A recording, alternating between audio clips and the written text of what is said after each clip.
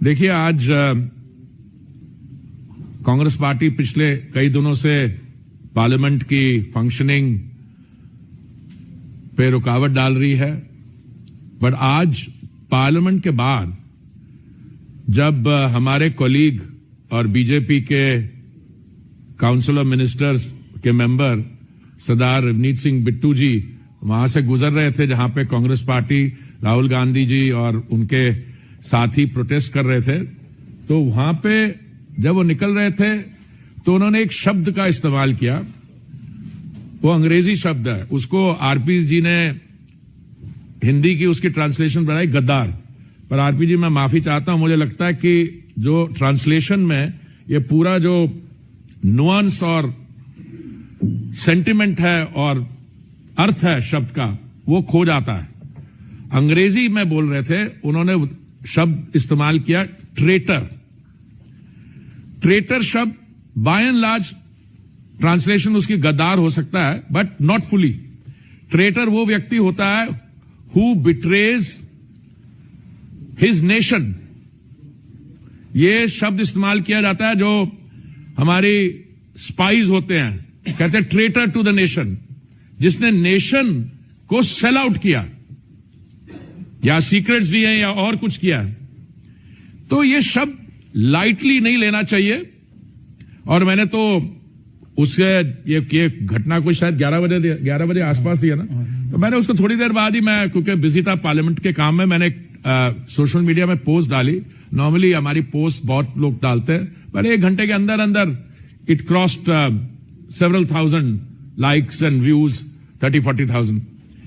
ये सिख कम्युनिटी के लिए बहुत सीरियस इशू है। सीरियस क्यों? क्योंकि ट्रेटर कौन होता है? ट्रेटर होता है जो अपने देश के साथ, आरपीजी का मैं शब्द इस्तेमाल करूं, गद्दारी करे। पर बिट्टू जी कौन है? He is not just a member of parliament elected from Ludhiana. He is not just a member of a Sikh family जिन्होंने देश सेवा किया। इनके अपने grandfather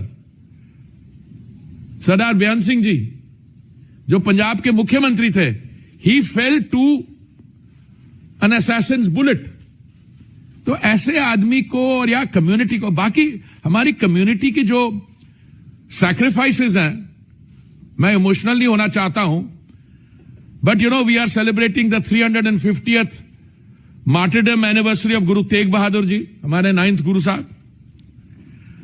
historic sacrifice, religious freedom और ह्यूमन डिग्निटी के उन्होंने जो किया, साहिबजादे, उनकी जो हमारी शहादत थी उसको लेके, उसके अलावा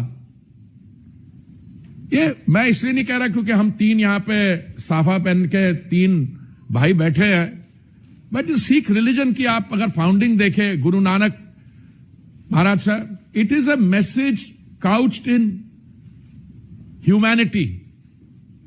सिख रिलीजन के बारे विशेषता क्या है? साथ बैठ के लंगर, जमीन पे बैठ के सब langar seva, kirtan, group hymn singing, everyone is equal, gender equality. Our gurus are great conservationist. अभी आपने वो कंजर्वेशन की बात तो अभी शुरू की है, और यू नो ग्रीन एटसेट्रा, हमारे आप पढ़िए हमारा इतिहास। और उसके बाद 1984 में there was a desecration of the Golden Temple. किसने किया? अब मैं I don't need to place the facts before you. ये माइंडसेट जो है ना कि अच्छा, मैं मानता हूं कि Rahul ji, honourable leader of opposition, he is upset कि बिट्टू जी उनकी पार्टी में थे और उनकी पार्टी को छोड़ दे। बट तो ये कहना है कि अच्छा भाई, मैं समझ सकता हूं कि अगर आपको इस पर नाराजगी एक्सप्रेस करनी है तो कहिए, अरे my friend, my long lost friend, उसने ये भी बोला यू विल कम बैक। अरे एक तरफ से उसको बोल रहा है traitor, traitor you will come back. अरे मेरे भाई, अगर ट्रेटर है, तुम्हारे और भी कई दोस्त यार होंगे, मित्र होंगे जो ट्रेटर होंगे, but then why do you want him to come back if he is a traitor? No, it's a mindset. Desecration of Golden Temple 1984, और day in and day out पहले तो होता था कि अब देश से बाहर निकलते थे तो ऐसे शब्द इस्तेमाल करते थे, देश की trying to undermine the country. अब बैठ के is undermining, not undermining, criticizing members of the armed forces. आपको पता है सिख्स की परसेंटेज ऑफ पॉपुलेशन कितनी हो? 2% तो काटी होगी ना, 2.5%. और what is our contribution to the armed forces? 20% plus. If you look at the number of turbaned Sikhs serving in the armed forces, I'm not trying to make a point, but just because a person wears a turban and he's left your party, you express it in terms of traitor. तो मैं आपके साथ यही share करना चाहता था. It's with great दुख के साथ. ये गंभीर विषय है, पर राहुल जी अब ये भी नहीं कह सकते कि शायद उन्होंने कोई लैंग्वेज की नुआंस ही मिस्ड, क्योंकि अंग्रेजी में बोल रहे थे. अगर हिंदी में बोल रहे होते तो कहते हैं शायद उनका हाथ तंग है, जैसे मेरे बातें कहते हैं कि मेरा हाथ भी थोड़ा तंग है. हाथ तंग नहीं है, इसलिए कि मैं 40 साल बाहर रहा हूं तो अभी वापस आ गया. पंजाबी इज इजियर, बट ये शब्द एकदम अनएक्सेप्टेबल है. और हमारे कोलीग है सिरसा जी, उन्होंने भी मैंने देखा कुछ प्रेस में स्टेटमेंट दिया. और आने वाले समय में मैं चाहूंगा कि to label anyone from any community with the characterization of being a traitor is unacceptable. But all the more so when that person comes from a family which has itself paid a price. तो बिट्टू जी का मैंने बयान देखा, वो कह रहे क्या कह रहे थे जब इनके बारे कह रहे they are victims of terrorism, तो उन्होंने कहा my grandfather used to say I am also a victim of terrorism. He used to say about his grandfather. So it is extremely unfortunate. और मैं कंक्लूड करना चाहूंगा, मेरा यह मानना है कि पार्लियामेंट्री डिस्कोर्स, चाहे वो हाउस के अंदर हो, चाहे वो आउटसाइड द पार्लियामेंट हो, whether it is amongst members of your own party और opposition, it has to be grounded at all points of time in decency, in the use of language which is dignified, and offense of the kind meant where you are questioning a person's credentials, service to the nation. Rahul Gandhi विदेश गए थे, वहां जाकर एक बच्चे को कहते हैं कि आपको सेकंड क्लास सिटीजन की तरह ट्रीट किया जाता है. बिल्कुल. You are treated as second class citizen. आपको वहां पर दस्तार पगड़ी नहीं बांधने दी जाती, आपको वहां पर कड़ा नहीं पहनने दिया जाता, आपको गुरुद्वारे नहीं जाने दिया जाता. ये कह रहे हैं ट्रेटर. ये देश को बांटने वाले लोग, ये सिखों के प्रति अत्याचार करने वाले लोग, और देश में अब तक ये जो पुरी साहब ने कहा, ये इनका डीएनए है जो फूट फूट कर निकलता है बार बार. तो निश्चित रूप पे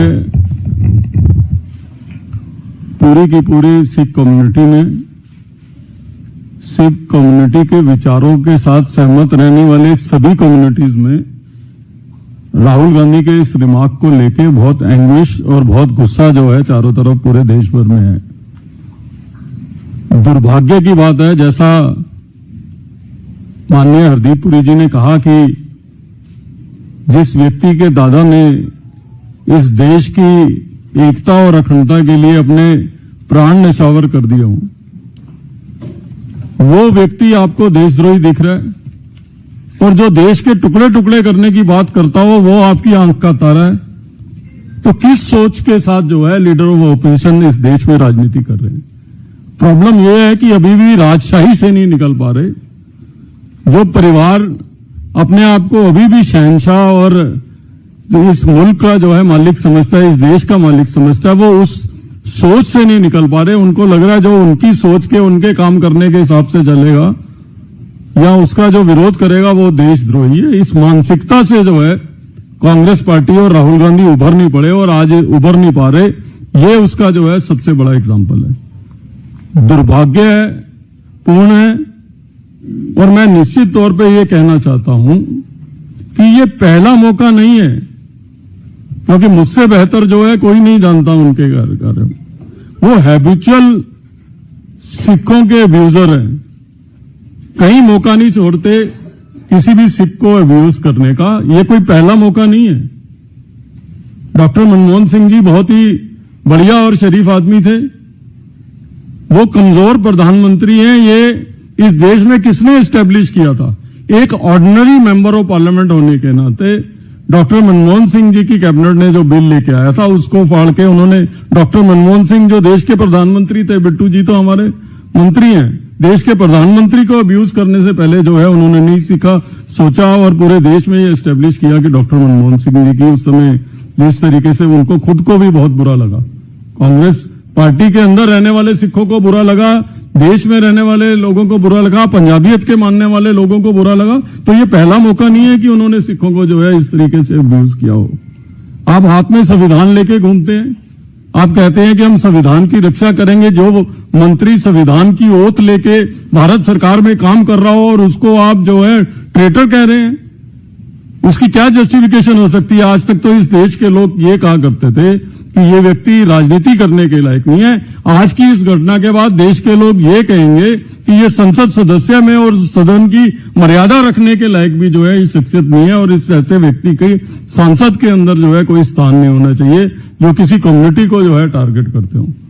मेरी कहने की मंशा ये है कि वैसे तो पूरे देश भर में इन्होंने ये हाल किया, आप लोग दिल्ली में बैठे हैं, वैसे आप नेशनल बीट कवर करते हैं, लेकिन आप दिल्ली का एग्जाम्पल ले लीजिए।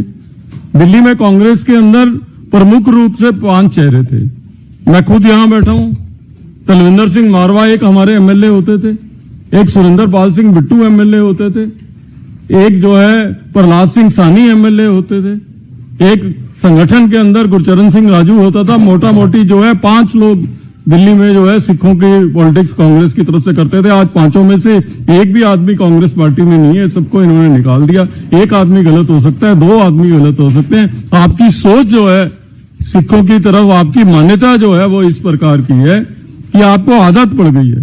पंजाब में 1-2 सिख एमपीज रखे हुए हैं कि मजबूरी है, पंजाब के वो भी अब बंद कमरे में जो है इनकी मानसिकता के बारे में क्या बात करते हैं उसको जो है मैं पब्लिक नहीं करना चाहता, लेकिन निश्चित तौर पे इनको ये कहना चाहता हूं कि सिख कम्युनिटी इनको किसी भी कीमत पे माफ करने वाली नहीं है। ये खाली रवनीत बिट्टू जी का अपमान नहीं है, पूरी की पूरी कम्युनिटी का सिखों की सोच के साथ, ना केवल सिखों की कुर्बानी, सिखों की संस्कृति को समझने वाली तमाम कम्युनिटीज का जो है ये अपमान है। इसको किसी भी कीमत पर बर्दाश्त किया नहीं जाएगा और आने वाले समय में इसका खमियाजा कांग्रेस पार्टी को और राहुल गांधी को भुगतना पड़ेगा। इस देश के लोगों की भावनाओं के साथ जो खिलवाड़ करता है, ये देश उसको जो है कभी उसको जो है माफ करता नहीं है। ये